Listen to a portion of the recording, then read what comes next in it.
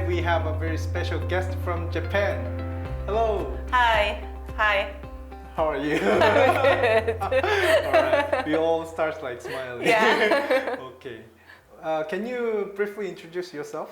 Okay, so my name is Kaoru Iino. I'm director of Northeast Asian region from IE University. I'm based in Tokyo, and I am also alumni from IE University. I did MBA in IE University back in 2008. Okay. I have been in this role since 2015, but before that I had experienced some of the business development, sales, and marketing roles in different companies, and then now I'm working for IE University. Oh, okay. IE University. What is IE University? Okay, IE University, we are located in Madrid, in Spain. We are essentially a private university based in Madrid, but we are pretty much international institution, and we provide different programs like undergraduate degree to the executive education. Main program that we offer is MBA. So essentially the students coming from all over the world are studying in Madrid for 1 year, 2 years, depending on their programs. So that, that is our institution. Ah, okay. So most of the Koreans or any other Asian people, they prefer US MBAs, and I don't think there are many people did MBA in Europe. I mean, Right, that is right. It is still major that they study MBA program in the States. However, we have a lot of MBA programs available in Europe, and then they teach everything in English, so you don't have to speak in Spanish, for example. In our case, also there are schools in France and UK, Germany. There are a lot of great schools in Europe, and recently it's growing so fast. okay. So which year did you do the MBA? I did my MBA in 2007, which is very long time ago, Very so long. even before you got born. Wow, I thought you were like 2010 or No. very long ago. 2007, yeah. So next year it's going to be my 15th anniversary of graduation, so I'll come back to the campus to see my classmates. Wow, but back in 2007, IE wasn't very popular in No, not in nobody Japan knew. or in Korea. Right, that's right. Why at the time did you choose? So, speaking about my career, I started my career as an engineer in the telecommunication industry. And I started my career in an American venture telecom company in Tokyo. So I spoke English and I understood the culture, business culture of America. And I used to work together with the people in Israel, R&D people, and then my colleagues in India as well. So I worked with various people from different countries, but what I was missing is European, experience. So I wanted to do my MBA in non-English speaking country in EU. So I picked up Spain, France, and Italy, and some of the schools, good schools from these countries, and then finally I decided to go for IE. Then after the MBA, you chose to work for IE. Not really, Oh, okay. not immediately after the graduation. Right after graduation, it was 2008. So it was the time of the Lehman shock. Global crisis, global right? crisis, right, in the financial industry. And then it was also affecting to the IT industry that I wanted to work for. But I could find a job 3 months after the graduating from MBA in a sales job in another telecommunication company from US. But the job itself was in Tokyo. So I did business development and B2B sales job over there 5 years. And after that, I changed my role to another company in Japan, but it was a British telecom, another role in marketing. But at that time, I started feeling changing something in my career. Then I had, I just had a baby at the time, so I wanted to change something. And Coincidentally, I person in Madrid came down to Tokyo to speak with the different alumni, and he introduced me about the position at IE Japan office, and that was the starting point for me. So you are the first IE Japan Yes, director? yeah. There used to be some agent, who are helping the activities in Japan. But yes, I'm the as alumni. I'm the first one. Yeah. Oh, so you opened the Japan office. Yes. Wow. Back then, did Korean office existed or? Yes. After a few years later, from Japan launch, I think Korea's office started. So Japan office was the first office in Asia. In Asia, I think India or China, either of them was the first, and I Singapore as well. Okay, I see. So how many years have you been Well, working for I IE? started this job in IE University in 2015. So right now, how many? Like 15. Yeah, 15. So Like 7 years. Yeah. Wow. Wow. So Long. you are happy with IE for Yes. as a workplace, right? Yes, exactly. As a student, I was so happy, super happy, and I love this community. It's so tightly bonded together. So I'm so happy to be here, as a staff member of our university. We are very diverse and very flexible. So I love this culture, and I'm so happy. So I think IE is also very happy with you. So to have you like Yes, as a workplace. 7 years is a long period, right? Yes, exactly. Okay. Yeah. And now you're taking the Korean market. Yes, exactly. right? Yeah, we are combined together. Japan, Korea, South Korea, and Mongolia. We are called Northeastern Asian region inside IE, and I'm taking care of 3 markets right now. So do they have Japanese students in IE right now? Yes, they have. Yeah, they have. How many? Right now, in total, like 20 to 30 students every year. Yeah, including all the masters and the undergraduate MBA, online MBAs. Yeah, and also we also have Korean students. So the Japanese alumni community is huge, I guess. Yeah. How many in Well, total? it's like in Japan we have around 300 alumni. So I heard that Japan has a lot of big alumni community. What about Korea? You're now in charge of Korean market. Yes, it's a little bit smaller than the Japanese alumni community, but we have around 200 alumni in total? in total. Okay. Some of the Korean alumni are working and living in outside of Korea, such as Madrid, Spain, or Portugal, or some other places in the world, like Indonesia. Yeah, but mostly in Korea. In Yeah. Korea. Yes. So actually, I did the same MBA in 2013, and at that time we were like 6 people in our intake. But how many people are now in? Recently, it Spain? declined a little bit because of the economic situation, etc. So we have around 1 to 2 Korean students for full-time MBA, unfortunately. But we are growing in the specialized master's degree, like big data master or finance, master in finance, Okay. or master in management. So yeah.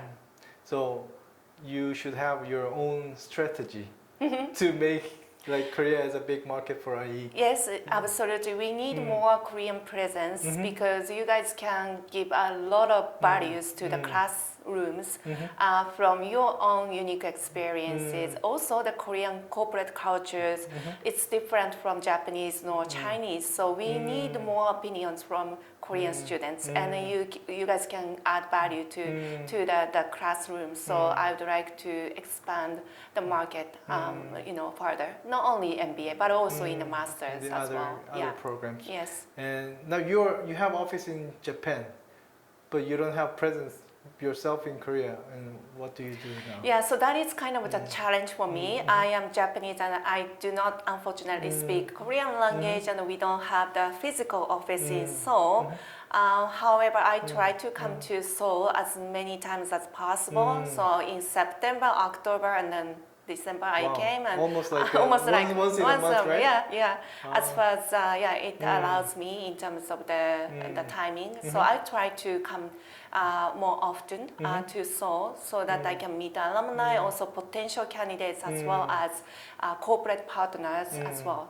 Yeah. So if any Korean wants to have like a personal interview with you, or like if they have any questions, what should they do? So just contact me through either LinkedIn or there is a Korean alumni website for the Korean market. Our one you created actually. I don't have to hide, right? So yeah, through that website you can contact me, and I can always happy to arrange an interview. It doesn't have to be formal kind of admissions interview. It's going to be more like casual chat, so that if you want to know something about IE, what it is like to be a student at IE, how is the life in Madrid, you can just contact me. It's not going to be selection process, so just a casual chat. Yeah. So, for example, one person, hey, I'm very interested in IE. Then the person can send you an email or text Send me you an email, or through LinkedIn, and then you can provide information. And then Yes. if they say, hey, I want to meet some Korean people, Korean alumni, and then do you recommend Yes, some? of course. Yeah, if you can tell me, I can introduce you to the Korean alumni from the same program or any kind of industry, and I can connect. Very good. So we talked about your professional career and IE. Then now I'm very interested in personal life as well. Okay. So you told me that you have a kid. Yeah. And you're a working mother. And how is the working mother life in Japan? Well, I have a lot to say, but because of this environment at IU University as a workplace, they have a lot of flexibility. So I am very fortunate to be able to work here, because we have a lot of flexibility, and even though I have to go making a lot of travels inside Japan or outside of Japan, still it is flexible. So it's not as hard as general Japanese working moms working for Japanese companies, but still it's more like how you think the family is. So we always say to my daughter, who is already 9 years old, that we are like a team, right? So we all have responsibility, different roles in this family, small community, and I do what I have to do. So in case I need your help, please help me. That's something that I tell to my daughter, and my husband also agree to that. So yeah, we kind of help each other when we need some help. Yeah. Compared to traditional Japanese companies, like you have a lot of like benefits from IE, yeah, right? exactly. Oh, okay, very good. Although sometimes it's much more tough because we don't have much support from the company, like Japanese companies, but still flexibility is, I think, for me, most important thing is to have freedom to decide on something. So yeah, I'm happy. So do you talk to like headquarters, like in Madrid, yes. in Madrid, and Yes. very often, or very every day, often. or Yeah, almost day-to-day basis. Really? To my colleague in marketing department or my boss in Madrid, also my colleagues and some other. So you're very familiar with the remote working Yes, environment, exactly. right? Yeah, I have been working like this for almost more than 7 years already. So for me, it's normal not to see anyone in the daytime. All the people that I talk to, it's usually remote. So Then I'm very interested in remote working environment, and how do you control yourself? Like the person should be very disciplined to work and generate performance. Then there's no one controlling you, watching you. Then how can you control? Well, yourself? actually, we have certain kind of KPI, very clear KPI, and then people are managed by that KPI. Therefore, but every year, we have review, and every half year, we have review. So towards that timing, we have to achieve certain kind of performance, no? Okay. But day-to-day basis, it's kind of difficult to recognize that KPI, right? Because I can do, TV game, video game, instead of working. But I try to manage myself by dividing, 1 week. Every week, I set certain kind of objective. By yourself? By or myself. with your boss or? No, by myself. Oh, really? This is how I kind of manage my work-life balance. So within this week, I'll do this. But I could do going practicing yoga in the daytime. But I have to finish to this level by the end of Friday. So that kind of thing. So if I couldn't do anything on Tuesday, for example, I still have Wednesday and Thursday to catch up, no?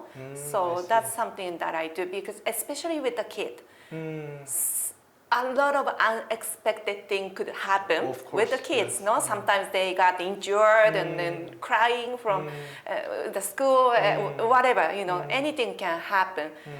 So, if I set my objective day-to-day basis, then it's going to be too tough, no? Because not only for you, but for your for my family as well, and also other things, no? So I try to divide my workload on by every week. Yeah, as far as I complete whatever I need to achieve within that week, that's okay, right? But it's because you have a lot of experience in in traditional companies or global companies. That you are disciplined, you had training from IE, and it's 7 years right now. But do you recommend this remote working environment for juniors or the people who are in entry level? Well, there are pros and cons, of course. So my recommendation is though for the junior profiles, I think it's better to get started with the face-to-face environment until when they they get used to what they have to achieve, and then they could also learn from the senior colleagues. No, that's important, I think. But they don't have to stick to the office environment all the time. They could do start with a small steps like once a week. They could remote work and something like that. Hybrid model. Yeah. But it's important. Still I think to be in person is important. Yeah. And if you talk to people in Spain, then how do you handle the time difference? Yeah, Spain is kind of easy, easier than when I was working for American company in terms of the time zone difference. So I usually, they start at 5 p.m. in Japan time, Korea time, right? So yeah, I try to push all the meetings with Madrid in the late afternoon. Then you have to work for overtime, right? No, I set a limit to like 6 p.m. or 7 p.m. And then yeah, that's it. All right, it's a very interesting profile you have from Japan, and thank you very much for your stories and thank you so about much. IE introduction. Yeah, thank you. All right, so I want to keep watching you. how Korean market grow for Yes, absolutely. Korea is actually for me a very exciting market, and the profiles here are excellent. Yeah, so I would like to have more and more Korean students to our institution. So I will try to make it, every effort that I can do in this market. All right. Yeah. Good luck. Thank you. All right. That's it. Thank you. Thank you. Bye bye.